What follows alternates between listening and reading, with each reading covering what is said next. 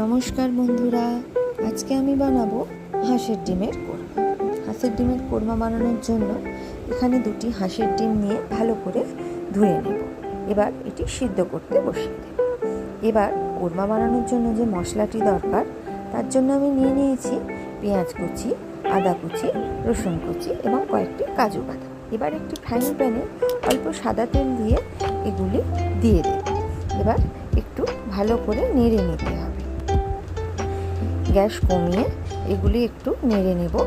এরপর এর সঙ্গে দিয়ে দেব দুটি কাঁচা লঙ্কা। কাঁচা লঙ্কাগুলি দেওয়ার পরও ভালো করে এটি নেড়ে নিতে হবে। গ্যাসের ফ্লেম কমিয়ে লাল লাল করে ভেজে নিতে হবে। এবার একটি মিক্সার গ্রাইন্ডারের মধ্যে দিয়ে ভালো করে পেস্ট করে নিতে হবে। এবার হাঁসের ডিমগুলি একটু কেটে নিতে হবে যাতে ভেতরে মশলা ঢোকে। এবার হাঁসের ডিমগুলি অল্প লবণ মাখিয়ে সাদা তেলে ভেজে নেব।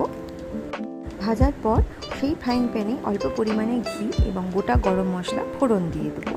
দিয়ে ওই মশলার মিশ্রণটি দিয়ে দেব। এবার এর সঙ্গে দিয়ে দেব পরিমাণ মতন লবণ এবং ধনে জিরে গুঁড়ো, আর দিয়ে দেব মশলা ধোয়া জল।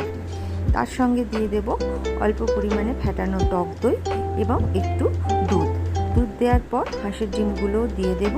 দিয়ে একটু কষিয়ে নিয়ে একটু চাপা দিয়ে রান্না হতে দেব 5 থেকে 6 মিনিট।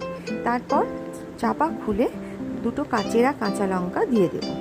এবার এটি খানিকক্ষণ রান্না হওয়ার পর চাপা খুলে নামানোর আগে দিয়ে দেব ভাজা গরম মশলা এবং অল্প পরিমাণে ধনেপাতা কুচি। এবার গ্যাস বন্ধ করে দেব। তৈরি হয়ে গেল আজকের রেসিপি হাঁসের ডিমের কোরমা। এটি খেতে হয় অসাধারণ।